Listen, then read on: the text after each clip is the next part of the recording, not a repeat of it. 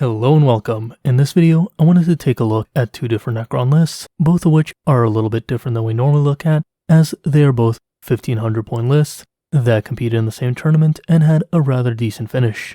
So with that being said, let's take a look at how the first list did.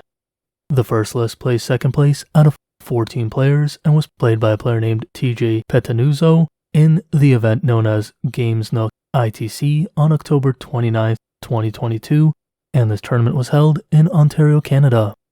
This list begins off with a rather interesting selection, being a battalion detachment composed of the custom dynasty of Relentless Expansionist and Eternal Conquerors, giving all of its units objectives secured, as well as allowing it to have a 6-inch pre-game move. And this battalion detachment begins off, like any battalion detachment does, with its HQ choices. The first of these HQ choices is one that we haven't really seen around much, but makes sense in a list such as this. That HQ choice being a Necron Overlord, armed with a War Scythe, and no other upgrades. The Overlord is a unit that we haven't seen much of, because for the most part, he's not the cheapest HQ choice, and he doesn't have the most output compared to something like a Catacomb Command Barge, or even a Scorpic Lord. Usually you're also rather happy with many of the Technomancer choices, but in a situation such as this, where you are a little more constrained in points, it does make sense to take an Overlord sometimes, and he can be a decent enough melee combat threat, considering with that War Scythe he has a total of 4 attacks, and a 2+ weapon skill with a strength of 7, 4 armor penetration, and 2 damage per wound. That definitely makes him a decent contender within melee, although the number of attacks is still somewhat limited. However, considering the points cost, it's not the end of the world, and makes a decent enough HQ choice in a situation where you're tight on points. Anyway, moving on to the second HQ choice. The second HQ choice is a Technomancer. The Technomancer is a very popular choice that can help reanimate your different Necron models, and this Technomancer has been armed with a Staff of Light, as well as being given the upgrade of the Canoptic Cloak, which is a very popular upgrade. The Canoptic Cloak gives him much more mobility, as well as the Fly keyword, and allows him to repair some wounds on friendly models if they're still alive, in addition to his reanimation abilities. Generally, you're going to see the Technomancer in a lot of lists, especially with how many targets he has nowadays, and given the fact that he is a rather decently fast-moving model that can do quite a lot of work throughout the game. In any case, the Necron HQ choices are all rather powerful and all rather good, so you should definitely take a look at the various options available, as you should never feel limited to any one HQ choice, considering how deep the Necron HQ forces are. Anyway, moving on, we come to the troop choice of this battalion detachment. The troop choice is composed of 3 units, all 3 units being a unit of 7 Immortals armed with Gauss Blasters. It's kind of interesting to point out that there are 7 Immortals in each unit, and the player did not opt to split them up in any different way, either by taking a 10-man unit and a couple of 5-mans, and the player also deemed that the additional Immortals were more important than bringing other types of unit choices. However, you do have to remember that because this is a battalion detachment, they are required to take at least 3 HQ choices, and the Immortals are generally going to be the lowest costing option that you have within a Necron army list. However, I will say, when I look at this list, there's nothing about it that says it should be a battalion detachment. In fact, it probably could have been a patrol detachment, so the fact that they're constraining themselves to those 3 required troop choices is a little bit odd, and the units of 7 is also a little strange. However, that's not to say any of this is bad. If you are taking 3 troop choices, there's nothing wrong with going into a battalion detachment, and the Immortals are definitely fine in units of 7, as they do have a decently powerful weapon, and you can definitely bring larger units of them in different sizes if you so desire, and you shouldn't restrict yourself to simply units of 5 just to keep the points down. However, that being said, the Necrons do have so many good choices within their codex that it does make sense in a lot of cases to take minimal units and then go heavier on some of the other options available to you as a Necron player. Moving along, we come to the lead choice of this battalion detachment. The lead choice is composed of a single choice, being that of a Catan Nightbringer. This Catan Shard is a very powerful one that has seen some points increases and decreases throughout the 9th edition codex. I will say the Nightbringer used to be the most popular Catan Shard out there when it was about the same price as the other options. However, it has since lost some popularity, although it's still a very powerful model and one that can contend very easily against all of the other Catan Shard choices. I will say that the Nightbringer is definitely a raw power model that brings a very powerful special Catan ability, as well as a decent amount of durability to the table, and can deal an insane amount of damage in the right situations, especially when contesting other character models. And with that being said, if you're just looking for raw power, the Nightbringer is definitely the choice to go. However, the Catan Deceiver does give you a lot of positioning abilities. The Void Dragon is a great anti-vehicle choice in a meta full of different vehicles that we're seeing pop up more often, and the generic Transcendent Catan, as well as the Tesseract Vault, do give you a decent amount of raw value considering the low points cost for what you get in those units. So there's definitely trade-offs to be made, and there are definitely decisions to be made depending on what you believe your meta might be like. I will say though that the Nightbringer has fallen off a bit because the other Necron units have been becoming so powerful that it doesn't necessarily make sense to bring a raw power unit, especially in contention with the Silent King.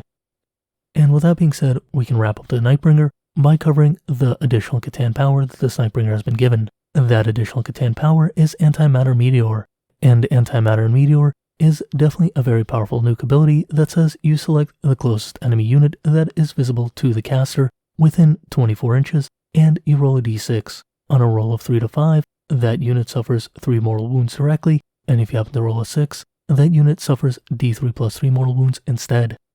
Definitely in combination with the Nightbringer's special Catan power and his special melee capabilities, this does make him all the more powerful and all the more capable of nuking certain targets off the board. Though do keep in mind, sometimes it does make sense to take a more anti-swarm ability on the Nightbringer in order to have some ability to have some diversity in how he performs during the course of a game. That being said, all of the generic Catan powers are very strong, and there's definitely situations where you want each of them specifically, so it's never wrong to take one of them. It's more of a matter of how you build your list. Now moving on from the elite choice, we come to the fast attack choice. This list includes 2 different fast attack choices, the first one of those being a unit of 3 Scarab Swarms, and the Scarab Swarms are definitely great objective holders that do give this list the ability to take some objectives a little more easily and be a bit more of an annoyance to the opponent who has to kind of go and deal with the Scarabs while they hide behind cover, and they're rather durable in nature in themselves. Now as for the second fast attack choice, this is once again a decent objective covering unit, however it's one that can put out quite a decent amount of damage as well, and this is a unit of 4 Tomb Blades. The Tomb Blades are one of the fastest units in the game, not counting the different flyer units, and these Tomb Blades have been armed with Twin Gauss Blasters. However, they have also been given one additional upgrade, and that is each of these Tomb Blades has been upgraded to have the shield veins at plus 3 points a model. This increases their generic save to a 3+ instead of a 4+. I do want to say this is a little bit strange, as normally players take the Shadow Loom on their different Tomb Blades, as the additional point of armor save is not necessarily the most impressive in comparison to having an invulnerable save when you don't have one. And with that being said, you could have probably dropped one of the Immortals within one of the squads and gotten some Shadow Looms to make those Tomb Blades all the more durable. In addition to that, you could always limit the number of shield veins you have, as there are certain situations where you're not going to necessarily want the better save, but you're definitely going to want the invulnerable save. In either case, it comes down to how you prefer to build your units, but I would always prefer the Shadow Loom before the shield veins, and usually restrict the number of shield veins, depending on how many points I have left over. In either case, this player has definitely made their choice, and they performed rather well, so it does show that there's more flexibility in that than maybe I'm giving it credit for. With that being said, we conclude the coverage of the fast attack choices, and we can move on to the heavy support choices of this battalion detachment. The heavy support choice is the last unit type within the battalion detachment, and includes one selection from the Necron forces. In this case, the heavy support choice is a Canoptic Doomstalker. The Canoptic Doomstalker is a model that I did not necessarily rate very highly, but I did originally rate higher than the Doomsday Arc, as well as the Doom Scythe most likely. The reasoning for this was at the time the Doomstalker was significantly less points, and if you were focusing on the primary weapon, it definitely made more sense to go with the Doomstalker than the Doomsday Arc, which were both overcost a little bit. However, with that being said, since then, the Doomsday Arc and the Doom Scythe had seen massive points decreases, whereas the Doomstalker saw a very minor decrease going from 140 points to 130 points. This definitely makes the Doomstalker feel a little weaker than it should, and as such, the Doomstalker has seen very little play, and for the most part has not been seeing much play at all, so I definitely think it could stand to have a couple more points decreases before it really can break out into the meta.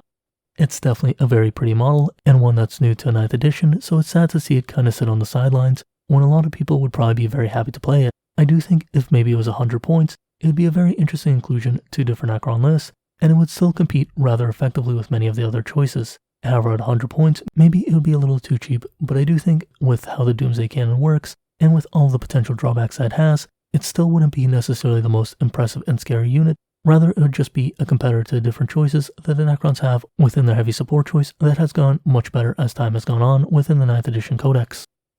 That being said, if they want to be kind of more cautious with it, maybe 115 points would be the correct amount. In either case, I do want to see in a future points update a decrease to the Doomstalker so that I might see a little more play.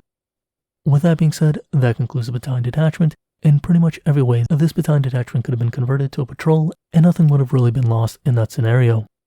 However, this list does not conclude with just that battalion detachment, as it includes one additional detachment. In this case, the additional detachment is a Supreme Command composed of the Silent King. The Silent King is the warlord of this army, and he has been given no additional upgrades, as the only real upgrade that he can have is the warlord trait, which has not been allocated. In either case, the Silent King is definitely a very monstrous unit, and mostly has taken the role of a monstrous unit within different Necron lists. However, many of the Catan shards still see play alongside the Silent King, as well as a few different other choices that might be able to constitute a power unit within an army. I do think the Silent King definitely had a little bit of a nerf in the recent update changes within the Nephilim chapter approved with the new data slate coming out.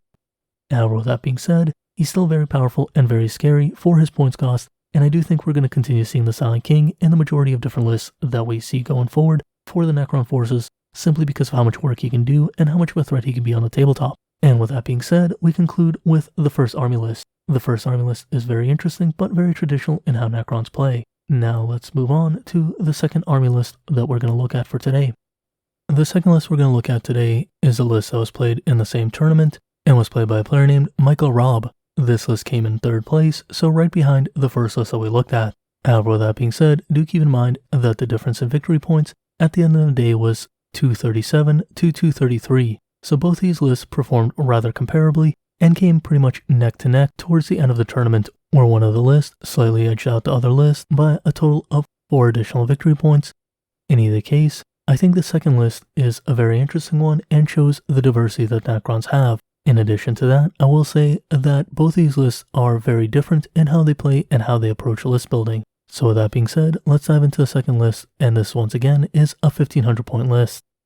This list consists of the same custom dynasty, being the Eternal Conquerors and Relentless Expansionists. However, instead of a battalion detachment, this list begins with a patrol detachment. The patrol detachment in this case begins with its HQ choices, and the first of those HQ choices is the Catacomb Command Barge. The Catacomb Command Barge is definitely a more expensive choice, but much more of a durable and scarier choice on the tabletop than a Necron Overlord. It also will make a little more sense as we see the rest of this list why this player probably went with a Catacomb Command Barge over an Overlord, as the first list had, because they're not running as many monstrous units as the first list has. This Catacomb Command Barge has been armed with a Gauss Cannon and a Resurrection Orb. It has also been given a War Scythe and a single Warlord trait. That trait being Enduring Will, and Enduring Will allows the Catacomb Command Barge to be all the more durable as it reduces the damage taken by 1 to a minimum of 1. Making that very durable profile of the Catacomb Command Barge even more frightening to your enemy opponents. The War Scythe definitely gives it more combat capabilities within melee combat, but it is a little bit of a weird inclusion, as usually we'll see something like the Staff of Light chosen over the War Scythe in most situations. That being said, there's nothing wrong with having a melee-focused command barge, though it does raise some questions, as don't forget the Catacomb Command Barge is a vehicle, and as such can shoot within melee combat. Anyway, that being said, that wraps up the Catacomb Command Barge, and we can move on to the second HQ choice of this patrol detachment. The second HQ choice is a Chronomancer, being armed with an Aeon Stave and given no upgrades. The Chronomancer is definitely an interesting buff unit that does a lot of work within different Necron forces.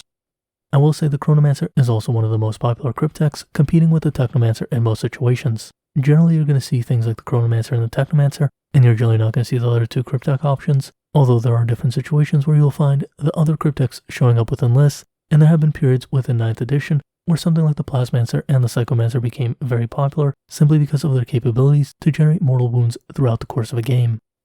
Anyway, with that being said, let's move on to a troop choice of this patrol detachment. Unlike the first list that decided to go somewhat heavily on troop choices, this list decided to go for the minimal approach instead. The troop choice for this patrol detachment is a single unit of 5 Immortals being armed with Gauss Blasters. This is pretty much the minimal troop choice you can have within a Necron army, outside of going into one of the specialist detachments that don't require a troop choice at all. Anyway, that covers the troop choice, and we can move on to the lead choice. The lead choice is a little more action-packed than the troop choice, including 2 different choices. The first of those choices is a unit of 5 Death Marks. Those 5 Death Marks do serve a rather good role as objective gathering units that can provide some fire support at a reasonable enough range and annoy some rather soft characters if they can happen to get a target on those characters. In general, the Death Marks are definitely an interesting choice that does see a decent amount of play, although it's one of the more niche choices for the different objective gathering choices, as usually you're going to see the Crypto Thralls, Scarab Swarms, and Tomb Blades occupying that space, with the death marks being kind of an occasional inclusion, that does perform its function within the game and does allow them to be a nuisance after they've claimed their objective or completed the action that they wanted to complete. In either case, they're a fine enough include, and they're something that I think more players should play around with, though there are definitely drawbacks to having death marks over some of the other options. As for the second elite choice, the second elite choice is a more standard one, being a unit of 6 Scorpic Destroyers. The Scorpic Destroyers are a reasonably fast-moving unit that can cause absolute havoc within melee combat. Combine those Scorpic Destroyers with the Chronomancer, and you have an even more frightening unit that can be absolutely devastating to any opponent because of their ability to engage within combat and their ability to actually put out the damage that they do. I do think the Scorpic Destroyers have lost a little bit of popularity as the Necrons have transitioned more to a durability style of play, whereas before you would see 3 units of 6, you're now seeing maybe 1 or 2 units of 6, as opposed to the maximalization use just to be as much of a damage output army, because in the past, they were definitely the go-to for damage output within melee combat in Necron armies that just wanted to kind of take advantage of softer opponents. Though nowadays, because there are a lot more big threats within the different games of 40k, players have definitely started to shy away a little bit from the Scorpic Destroyers and Ophidian Destroyers, instead choosing to go for more durability units and objective gathering units. That being said, I do think there's still room for some very offensive Necron playstyles. However, they're just a little more susceptible to certain counter strategies that players might have in mind, so you do have to kind of be cautious when building such an aggressive Necron list, but it's still very doable, and maybe there's some kind of room for some kind of Novak build that could probably catch some opponents off guard and really take advantage of them not really expecting so much aggression from a Necron army. In either case, once again, Necron armies are kind of ebb and flow, where at certain times they'll be very aggressive, and other times they'll be very durable, and in other situations they'll be completely off the wall Titanic builds, such as we saw in a previous list I covered, and I'll link that list in the description down below. Anyway, let's move on to the fast attack choices for this patrol detachment. The fast attack choice consists of 2 different fast attack choices, the first one being a unit of 3 Scarab Swarms, which once again are just generally good objective gatherers with a low enough profile that are easy to hide behind terrain and can be a bit of a nuisance for opponents to clear out. As for the second choice is a unit of Tomb Blades, being a unit of 3 Tomb Blades armed with Twin Gauss Blasters and Shield Veins. Once again, we don't see that Shadow Loom, so I wonder if these 2 players know each other, which they probably do considering 40k tournaments are rather small in scale, so they've probably been sharing notes. And it's interesting to see both of them chose Shield Veins over the Shadow Loom, and they went for the Gauss Blasters over the Particle Beamers, which are the cheaper choice. In either case, I think that's a fine enough choice, and it does show that there's some consistency with going with the Shield Veins over the Shadow Loom in the situation, as both lists chose to do it, and both lists performed rather well. In either case, it's also good to see that there's such a variety of different objective and action gathering units, considering you have those Death Marks, Scarab Swarms, and Tomb Blades. And with that being said, let's move on to the heavy support choice of this patrol detachment. The heavy support choice consists of a single heavy Locust Destroyer being armed with a Gauss Destructor, and the Gauss Destructor is a decently heavy-hitting enough weapon, and the Locust Heavy Destroyer definitely has a very cheap points cost. So all in all, I do think it's a bit of a better choice than something like the Doomstalker. However, one thing I'll say is that a single Locust Destroyer might not be the most interesting inclusion within an army list, mostly because what ends up happening is with a single shot, you're not necessarily going to be able to take out the targets that you wish to take out with your heavy destroyers, so rather, as a single model, it's a bit better of a point sink as opposed to being necessarily something that has significant anti-armor impact within the course of a game. However, that being said, it can still do a decent amount of damage, and it can be a decent enough threat, as well as having enough mobility and positioning capabilities to still be rather functional within the course of a game. It's just that if you really want that anti-armor capability, do consider taking a few of them within a list. Anyway, that being said, this patrol detachment includes one additional choice, that being a flyer choice. In this case, the flyer choice is a Doom Scythe, which once again I mentioned is rather low in points, now costing a total of 165 points, only 35 points more than that Doomstalker. Really, if the player dropped some of those Immortals or one of the other units within the first army list, they could have probably found room for either a Doomsday Arc or a Doom Scythe to include within their list, and probably be a little more durable. However, that being said, the player did come in second place and did perform slightly better than this list, so there is some consideration there for that Doomstalker in that situation. I do still stick by that I like the Doomsday Arc or the Doom Scythe more, as well as just maybe taking a few more Locust Heavy Destroyers, but you do have to remember model limitations, as you're not always going to have every model available to you, so it does come down to what you kind of want to build. And I do want to point out one more thing, with the Immortals, Death Marks, Tomb Blades, and Doom Scythe within this list, pretty much everything from the Combat Patrol box is being utilized within this Necron army. So once again, that Combat Patrol for the Necron forces is very valuable, as more and more units from it do see play within different Necron army lists. In fact, you can see many of the same combat patrol models within the first list, as don't forget that the immortals can build into either death marks or immortals, so you do have that flexibility with them, and the first list did include that overlord, so it did actually use just as many models, however it did not use that Doomscythe, which is one of the more expensive models within the combat patrol. Anyway, with that tangent out of the way, let's move on with this army list. This army list continues with a second detachment. This second detachment is not a Supreme Command detachment as we see in most Necron lists. Instead, it is actually a second patrol detachment. This second patrol detachment begins off with a single HQ choice, being a Cryptech known as the Technomancer. Once again, we're seeing a Technomancer, and as I've said, it's one of the more popular Cryptechs, so you're going to see quite a lot of them within different Necron armies. This Technomancer has been armed with quite a few different upgrades, being given a Canoptic Cloak, as the first one has, as it's one of the more popular inclusions within different Technomancer builds, and for the points cost that has, there really isn't much reason not to include it unless you're incredibly starved for points. And in addition to a Canoptic Cloak, the Technomancer has been given a relic, which is the Veil of Darkness, and the Veil of Darkness is just a very powerful relic that allows you to reposition different units within your army, and you're generally going to also see it within different Necron armies, considering it's one of the more powerful relics within the game, as most armies that have a relic such as this, or are using a specific subfaction that has access to such a relic, will generally use this relic because mobility and objective control is very important within 9th edition. In addition to that, there are other units within this list that can make very good use of the Veil of Darkness in specific. However, this does not include the Technomancer, as he's been given actually one additional upgrade that we haven't really seen before. This additional upgrade is an Arcana, and for those who aren't aware, the Arcana is a special type of item that can be bought with points and given to the Cryptech specifically. However, unlike other factions, such as the Blessings in the Sisters of Battle, the Holy Orders within the Adeptus Mechanicus, or even the Legion commands within the Thousand Suns, the Arcana really doesn't see much play, whereas most other armies have a much better time with their point-specific special upgrades. That being said, on rare occasions we have seen Arcana in the past, however, it's more of a rarity than anything else. So our Arcana has the Technomancer been given. In this case, the Technomancer has been given the Prismatic Obfuscation, which just says that the Technomancer cannot be targeted by range attacks unless it's the closest eligible target. Not the worst thing in the world, but I definitely think for 15 points, there are just better ways to spend those points within a Necron army such as this, and really I would have just rather had an additional Immortal or an additional Scarab base somewhere within the army, or maybe even just the Shadow Looms on that unit of Tomb Blades. So it's one of those things where I don't really think it's a particularly great inclusion within an army list, and I just think it's one of those things that's more of a point filler in this situation, but who knows, maybe there was a really specific situation where players in the meta just had a lot of different ways of targeting the Technomancer while ignoring some of the things like Lookout Sir. In either case, it really just comes down to kind of knowing your meta and knowing what you're playing against, because at the end of the day, I'm never going to know the meta as opposed to a player who participates within it regularly. That being said, we can move on from the HQ choice of the second patrol detachment. We move on to a troop choice, which is once again a unit of 5 Immortals, meaning that this list includes a total of 2 different units of Immortal, both being a minimal sized unit. Most of these are just there to get the additional special slots, and are not really that important, but even in a unit of 5, the Immortals can definitely do some work, so don't discount them just because they're in a minimal sized unit.